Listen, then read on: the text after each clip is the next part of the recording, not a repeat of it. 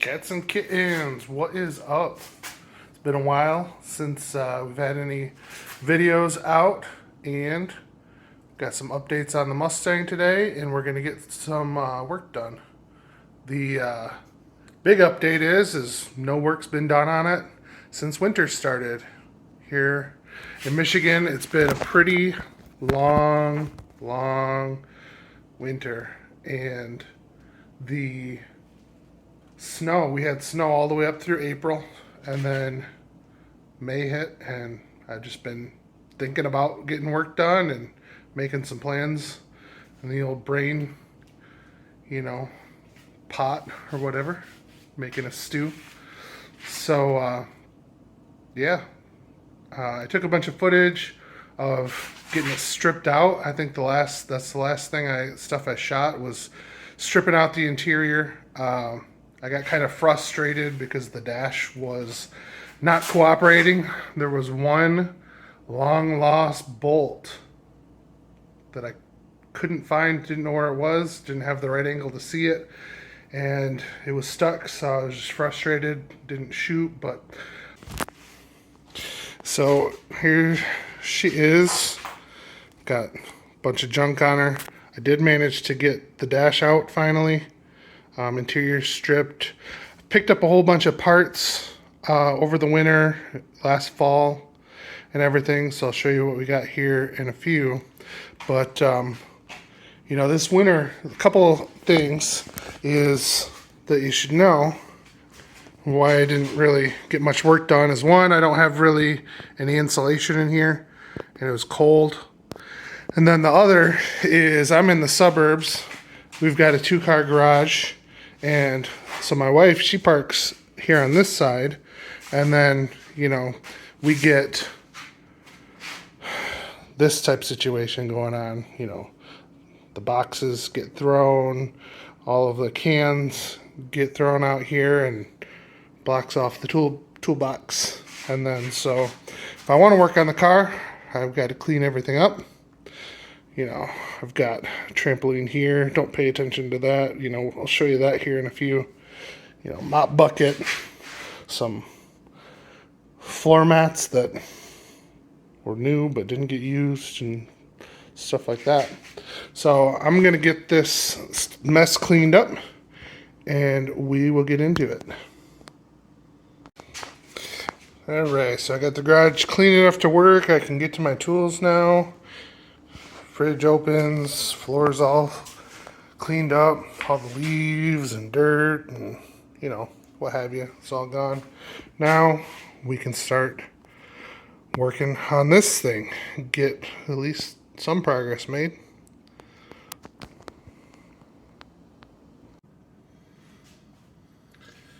Alright, so you might be wondering, what's the plan here? Done a bunch of research trying to figure out exactly what I want to do, and what I've come up with is Mustang with a LS 5.3 Power Glide and either an 8.8 built rear end or a Ford 9-inch, something that'll go in here. I'm pretty sure that this was the V6 Mustang stock, so it's got the 7.5, and it really just doesn't look like there's the parts out there to be able to build it to handle very many HPs, what have you. Not sure. I tried doing some searches on the old rectangle and really couldn't find much. So picked up the car. I've got an engine, I've got a transmission so far. So we're going to get started on those. Let me show you what we got. Alright, so here it is. Borrowed the old engine stand from my mom. This is my 5.3, fully stock. I think it was out of an Avalanche or a Tahoe. Don't quite remember, but got it from the local junkyard. They sell stuff on eBay. They're real reputable. They cap all this stuff off so moisture doesn't get into it. Came with all the coil packs, intake, fuel rail. Fuel injectors are still in it. Flex plate came on it. And everything. Warning, all fuel and lubricating fluid has been drained. And then this says something about used engine, limited warranty, all the fine print.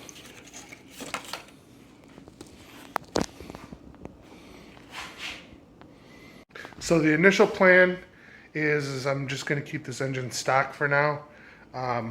You know, there's all types of things out there that says, oh, you need to gap the rings to do a turbo. Did I say I'm going to do a turbo? I'm going to do a turbo. I don't care. We're just going to send it. You know, people say you got to gap the rings, but this engine I think has 190,000 miles on it. So I think that kind of wears them down a little bit, enough to cover some mild boost. You know, I'm not going to send this thing to the moon at first, because this is my first car. This is my first adventure into racing, my first adventure into building. So I don't have any great expectations of going 7s or 8s or whatever. You know, as long as I can build it, get it running, make some horsepower and go fast, I really don't care much about the rest. So there we go. That's kind of the plan for the engine. And for transmission, we have Power Glide. The guy wiped that off so that you can tell that it's a Power Glide because of the way that it is. They put a rubber glove in here so that stuff doesn't get down into the dipstick hole, but you know, other than that, it's you know, pretty much just a straight up pulled out of another car. But the reason that I bought it is this guy here. Came with a trans brake pre-installed. The guy said that he had a 650 horsepower big block, and you know, it's got a trans brake. So I'm just gonna throw it in, fill it with fluid, and see what happens. Hopefully it's good. So back to the engine here.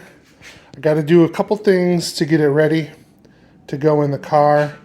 I know I'm for sure going to get the manifolds off because I bought some up and forward headers to go on it to give exhaust to the turbo. So I'm going to get those done. These are the stock motor mounts. I picked up some LS swap motor mounts for the Mustang from UPR.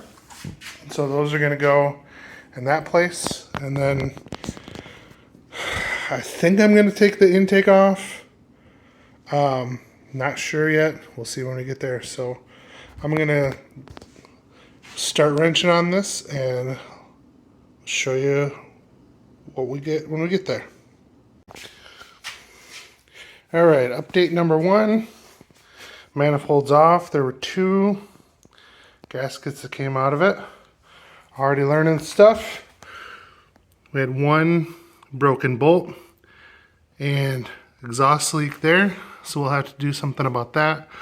Didn't break off flush with the head, so the old interwebs tell me I should be able to just take vice grip, clamp that onto there, get it out. There we go. The other thing is, I was looking at this, I'm about to take this manifold off, and we've got this dipstick here. So that's the oil dipstick. Looks like we'll probably have to take that off, and I have no clue how that comes off, so that'll be fun. We'll see what we figure out once that time comes. Alright, got the other manifold off. This one had a broken bolt with an exhaust leak here. And then this one snapped off. I was really trying my best to crack them off. I've seen a bunch of YouTube videos on how to do that, to get them to turn, you know, and you kind of don't want to just wrench on them with all your weight. You got to give it a couple kind of hits and short movements to get them to crack free. But tried doing that and it just snapped right off. Alright, now it's time to get these stock engine mounts off and put on the Mustang LS swap ones that I picked up from UPR. And these look like some solid units, all really nice welds, big beefy bolt, nut, washer.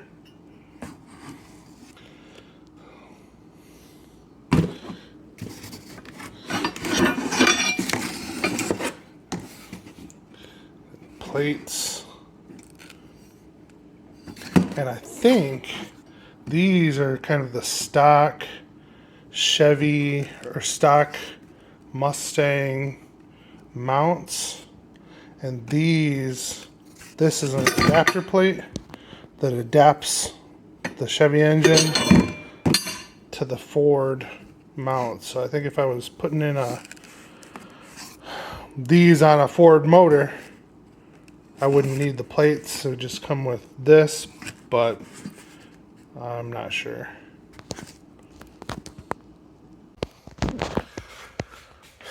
All right, got them installed. They've got little slider things here so you can kind of move the mount back and forward. Right here. And then this just bolts through the stock K-member. One thing that was a little bit awkward was between these two plates, the holes were just a little bit narrower than these slots here. So you had to kind of leave these bolts way loose to get the threads to line up with the hole, and then bolt them in. If I put this one in so that it was just kind of finger tight, I couldn't get the other bolt to line up. So I had to leave them way out and then get the bolts to line up and then, you know, snug them in, but that was all right. But yeah, these are beefy, solid units. The kit did come with another bolt and spacer. According to the directions, that is to space out the mounting thing for the dipstick tube, which wouldn't really come out, so I ended up just kind of twisting it off. We'll probably have to deal with that somewhere down the line. I'm not sure why, but according to the internet, it said that you should be able to just kind of work it back and forth with some penetrating oil and should come out, but did not want to move, so that's an unfortunate casualty of this endeavor.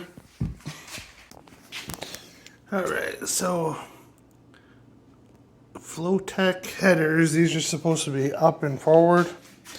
I bought these back in, I don't know, November, December, something like that. From, I think I got these from Summit. Box inside a box. Gotta love it. I think I was just playing basketball there. Did you hear my shoes squeak? Here we are. These came with the V-band and came with a V-band, header gasket. Looks pretty good.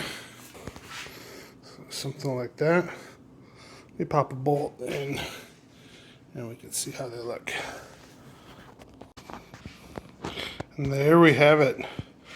The Flowmaster up and forward turbo headers with a V-band. Got them mocked up. Just put a couple bolts in them for now so we can see what they look like. But it looks like if we put our alternator here in the stock location, we shouldn't have an issue. Power steering pump goes here. I don't even know if I'm going to use power steering yet or not. Might not. Doesn't matter. I'm not building this as a street and strip car.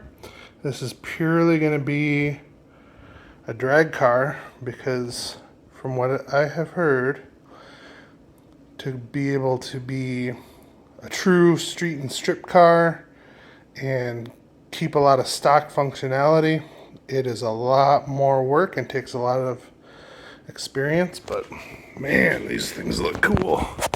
Mean.